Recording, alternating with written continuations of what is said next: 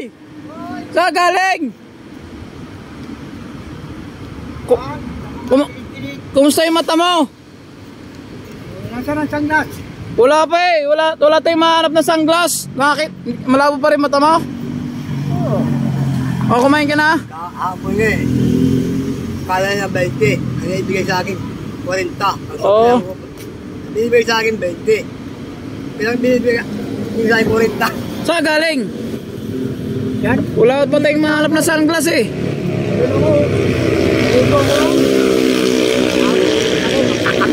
Nakakita ka na?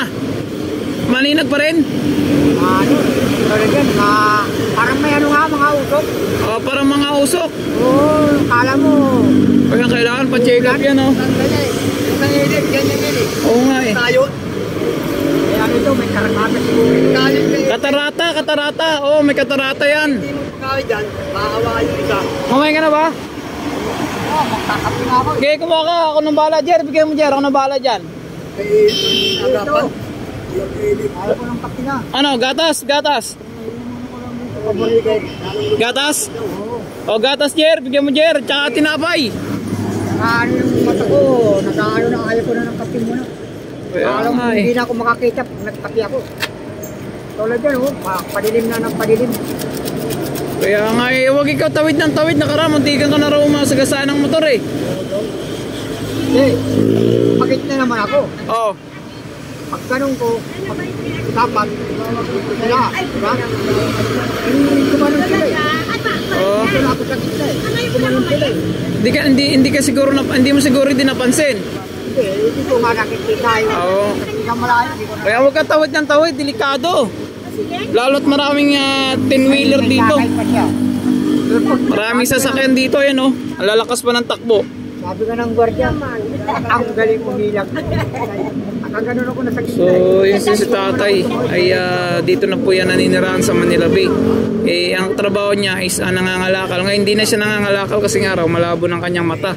Ano na hanap buhay mo ngayon? Wala. Nangingingi na lang din. Kung may mag-abot. Hindi ako nang pag may mga abot lang. nagbibigay yan. Yan. Yan, di minsan po mga bayan na hindi yan nangingi. Ito si tatay. Bigyan mo, Jer. Gatas at saka tinapay.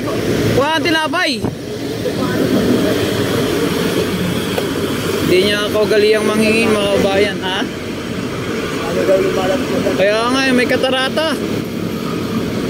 Ay, malabo nga mata niya, oh.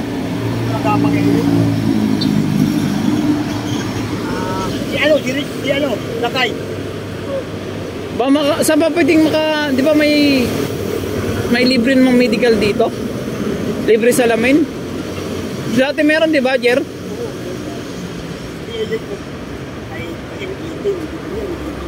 Mayroon na yan eh. Pakano? Oo nga eh. Bigyan mo tinapay, mamili ka kung anong tinapay yung gatas yan. Ayan, okay, huwag ka na magkaping barako. Ayaw na. Ay, lalong hindi na ako makakita. Ayan, katulad yung padilim na. Ayun, tinapay, oh. Bigyan mo, noodles, tinapay. Mamili ka kung anong klaseng tinapay dyan. Dalawahin mo, tatluhin, limahin mo pa. Yung malaki, Jerry, mabigat sa tiyan. Yan. Tignan, parang unan yan, ah. Okay na ba sa yan? Dagdagan mo pa. Ayaw ko na. Call me yung bag mo, ba mawala yun, oh. Mawawala yun. Wala naman laman yung pag si Manduming, nawala yung yung power bank. Ninakaw si Mang Duming, Jer. Doon. Yan yung pa-charge siya dyan. Doon kailan kayo, ang daming mananakaw dyan. Yan na, bakit may bata raw doon, bakit hindi napansin ng bata? Pasabi ng bata, nasa loob doon sila. Ito si Tatay Romeo ng Manila Bay ay dati ang trabaho niya dito ay nangangalakal kayo. Hindi na siya nangangalakal. So ang trabaho niya lang is tumatambay-tambay lang dyan sa gilid-gilid at may magbigay, salamat, pero di minsan hindi siya nangihingi. Ayaw niya manghingi.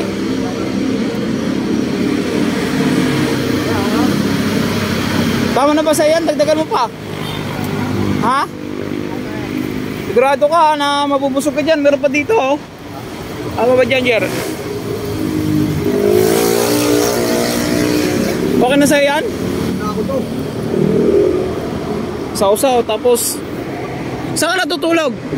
Wag ka tawid ng tawid. Kaya pag may stoplight, pag-stop.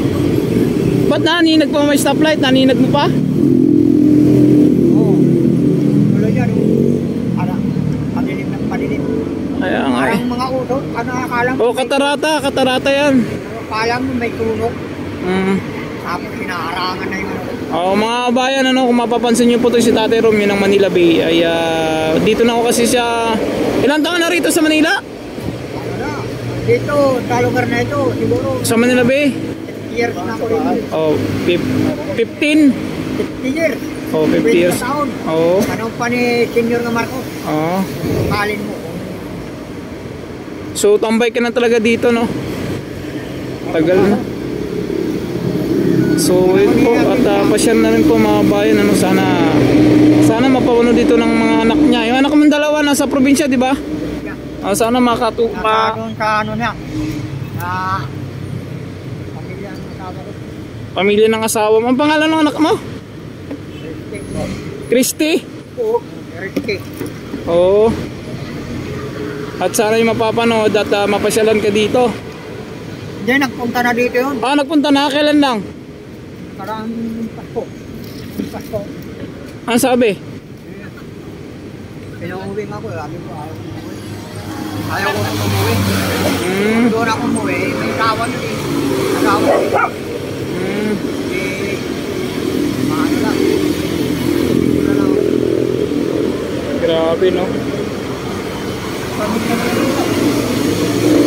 Sige. Tapos, kaya sa kanila ah.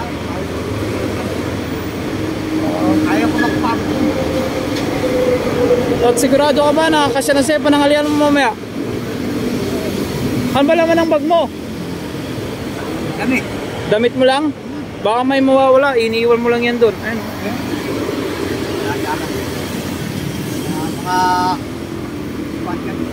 Mga kilala ko. Sana may tutulong dito kay Tatay Romeo, no? Yung magbigay ng salamin. May katarata yata si Tatay Romeo eh. Para makapaghanap buhay siya at para ako makapunta-punta ng Malacanang kasi hindi ako masyadong nakakakita ng kaputo. Oo, para balik trabaho niya ulit. Balik trabaho siya sa pangangalakal. Pangangalakal ito si Tatay is marangal na trabaho naman ito. Dito sa Manila, sa ilang dekada na ako dito. Wala akong naging record sa barangay, sa pulis. Parehas ako. Parehas. Ako ulo ko nang ninanakawan.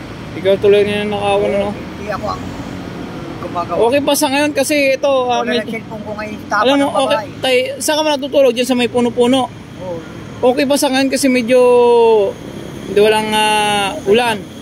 Ang ano mo lang ay sa init naman wala ka namang problema kasi mga puno, di ba, natatakpan ng mga halaman. Ang kaso nga ng pagtag-ulan, yun ang mahirap. May payong ka din ba? May plastic ako eh. Pinabili ko sa mag-asawa. So, ba-share na rin po ito mga bayan. Baka sakaling makita si Tatay Romeo. Ilan taon mo na, Tay? 68? 68 years old ng Manila Bay. Kung mapapansin nyo naman po ito ay dito lang talagang bahay niya sa Manila Bay. Madalas ko ito yung nakikita dito. Sakto, sigurado ka na sakto na yun sa'yo, ha? Kung kulang man yan, sabi mo lang kay Roger ako magbabayad. Ha? Pa-share mga bayan. Salamat po. God bless.